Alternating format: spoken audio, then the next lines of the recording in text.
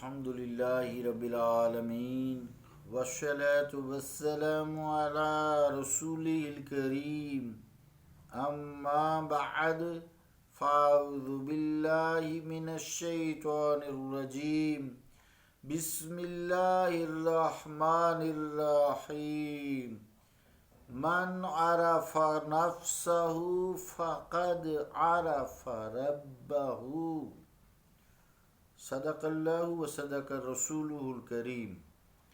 عزیزان گرامی قدر، السلام علیکم ورحمۃ اللہ وبرکاتہ۔ حدیث پاک جو تلاوت کرنے کی سعادت حاصل ہوئی ہے، اس کا ترجمہ یوں ہے کہ جس نے اپنے نفس کو پہچان لیا پس یقیناً اس نے اپنے پروردگار کو پہچان لیا۔ اللہ اور اس کے رسول کا قول سچا ہے۔ عزیزان گرامی قدر، مراد یہ ہے کہ اللہ کی پہچان اپنے نفس یعنی روح کی پہچان ہے۔ روح کی تشریح کرتے ہوئے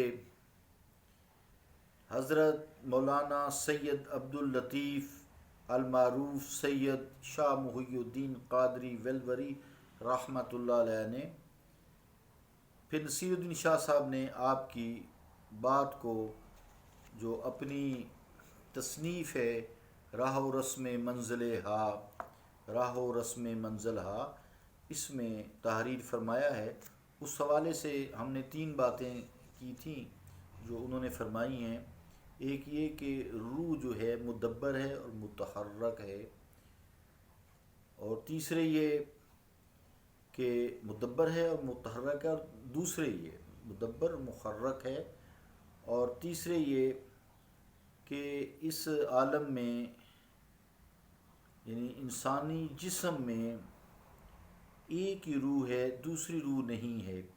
تیسری بات جو ہم نے کل یہ کی تھی کہ جسم روح کی اجازت کے بغیر، روح کے اذن کے بغیر کچھ بھی حرکت نہیں کر سکتا، کوئی کام نہیں کر سکتا۔ تو روح چونکہ اللہ رب العالمین کا امر ہے، تخلیق ہے، مخلوق ہے، یہ جسم میں واحد ہے، 2 روحیں نہیں ہیں، اسی طرح اللہ تعالیٰ کل کائنات کا خالق ہے اور وہ بھی وحدہ لا شریک ہے۔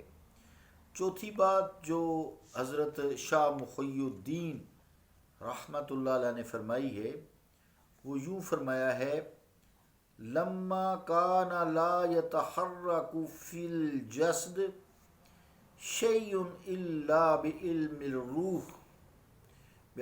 الروح والشعور ہابہ ولا یخفى علی الروح من حرکات الجسد وسکناتہ شیء علمنا انہ یعزب عنہ مثقال ذرۃ فی الارض ولا فی السماء۔ ترجمہ کیا ہے کہ جب جسم میں کوئی شے حرکت نہیں کرتی مگر روح کو اس کا علم اور شعور حاصل ہوتا ہے، اور اس کی حرکات و سکنات روح سے مخفی یعنی چھپی ہوئی نہیں ہوتی، تو اللہ تعالیٰ سے بھی ذرہ بھر کوئی شے مخفی نہیں، نہ زمین میں نہ آسمان میں۔ عزیزان گرامی قدر، آخر میں جو آیت ہے، آیت کریمہ قرآن مجید میں کہ وَمَا يَعْزُبُ عَنْ رَبِّهِ مِن مِثْقَالِ ذَرَّةٍ فِي الْأَرْضِ وَلَا فِي السَّمَاءِ، یہ آیت کریمہ ہے۔ تو چونکہ روح کے متعلق ہم جان رہے ہیں، اس حوالے سے جو حدیث مبارکہ میں نے تلاوت کی ہے، من عرف نفسہ فقد عرف ربہ، تو نفس کی پہچان رب کی پہچان ہے، روح مخلوق ہے، اللہ تعالیٰ خالق ہے۔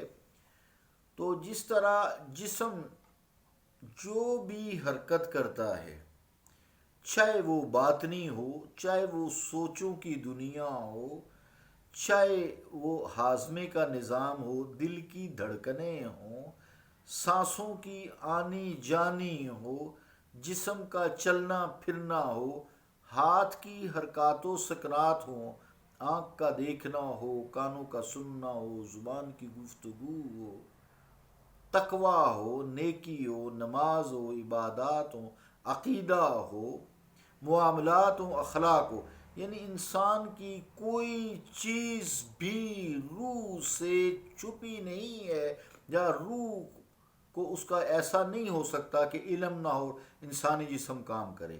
تو مراد یہ ہے کہ روح کو جس میں وہ ہوتی ہے، یعنی جس جسم میں روح ہوتی ہے اس کا روح کو علم اور شعور ہوتا ہے۔ جسم کی ایک ایک حرکت، تمام حرکات و سکنات کا علم ہوتا ہے، شعور ہوتا ہے، وہ روح سے چھپی ہوئی نہیں ہوتی۔ نہ جسم چھپ کر روح سے کوئی حرکت اور اس طرح کا کام کر سکتا ہے، کوئی بھی کام۔ تو قرآن مجید نے بھی یہی فرمایا ہے کہ اس کائنات میں، زمینوں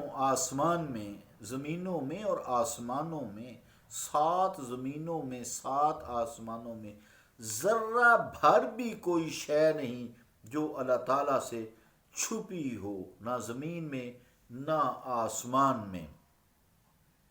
نتیجہ کیا نکلا کہ یہ روح کی جسم میں مثال دی کہ جسم کی ہر چیز روح کو معلوم ہے اور اسے شعور ہے، اسی طرح اللہ تعالی کائنات کا خالق ہے، مالک ہے، علیم ہے، خبیر ہے، حکیم ہے، عزیز ہے۔ ہر چیز اس کی چشم قدرت سے پوشیدہ نہیں ہے، اور وہی ایک وحدہ لا شریک ہے جس کی یہ صفت ہے، اس کے علاوہ یہ کسی میں صفت نہیں ہے، کیونکہ یہ ساری صفت اللہ تعالیٰ کی عطائی نہیں، ذاتی ہے۔ مخلوق کی، یعنی روح چونکہ مخلوق ہے، یہ صفت اللہ تعالیٰ نے اس کو جسم کے لیے عطا کی ہے، یعنی حکمت بھی دی ہے، علم بھی دیا ہے، شعور بھی دیا ہے، اس کو روح کو نظر بھی دی ہے، دیکھتی بھی ہے نا کہ یہ جسم کیا کر رہا ہے۔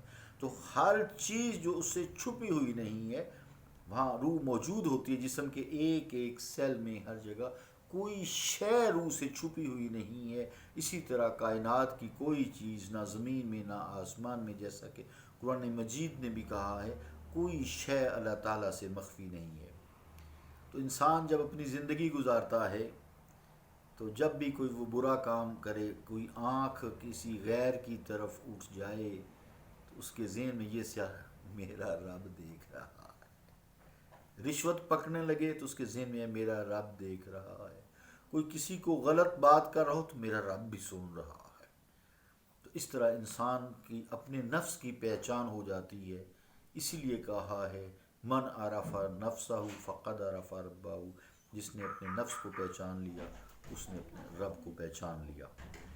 اس طرح جو ہے انسان اپنی اصلاح خود بخود کر لیتا ہے۔ انسان کی اصلاح ہو جاتی ہے جب انسان اپنے نفس کو، اپنی روح کو پہچان لیتا ہے، تو انسان اپنے خالق کو بھی پہچان لیتا ہے، اس سے اس کا ایک تعلق وابستہ ہو جاتا ہے۔ پھر انسان اللہ تعالیٰ کی صفات سے واقفیت حاصل کرتا ہے، اس کا عرفان پاتا ہے، اس کی دوستی پاتا ہے، اس کی محبت پاتا ہے۔ پھر بس جیسا کہ حدیثوں میں آتا ہے، جس سے دیکھتا ہے میری آنکھ سے ہی دیکھتا ہے، سنتا وہ ہے لیکن ایسا ہے جیسے میرے کانوں سے سنتا، میں ہی اس کے کان بن جاتا ہوں، میں ہی اس کی آنکھ بن جاتا ہوں، میں ہی اس کے ہاتھ بن جاتا ہوں۔